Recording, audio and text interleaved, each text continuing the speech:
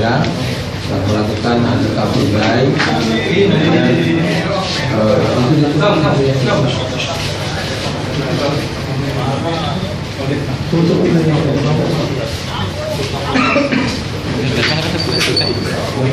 nah, kemudian yang biasa dari undercover, kemudian setelah terjadi pembayaran akan diambil barang ini. Si Hadianto sadar bahwa polisi melawan, bersenjata, tembakkan tangan kiri, kemudian dari punggungnya nyangkut punggungnya, kemudian dia masih lari, tembak belakangnya tembus dari dan dia dibawa ke rumah sakit sudah meninggal.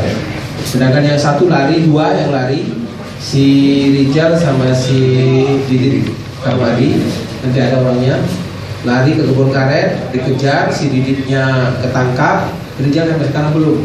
Jadi kalau dia dengar, menyerahkan diri saja, karena akan kami tangkap sampai ke Palu juga.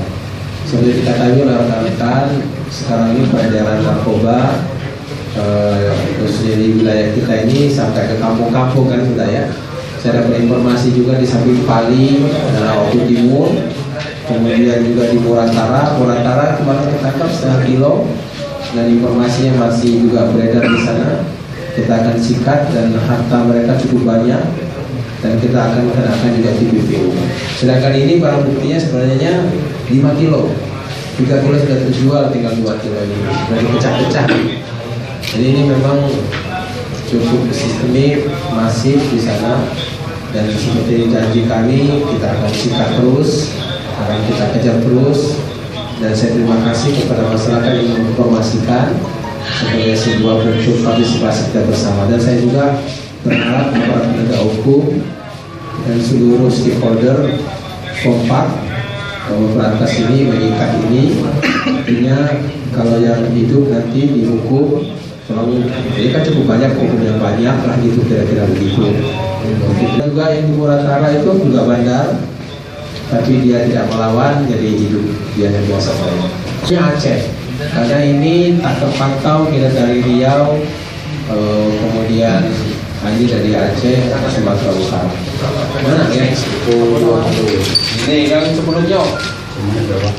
Semuanya itu biasanya itu dia datang lah Pak ini bukan rumah dia Pak, rumah dia siapa dia? Rumah Heri yang mati ya. Tahun tahun sekolah lagi mana? Tahu lari dia lari ya. Tahu lari juga tadi ya. Kira-kira itu memang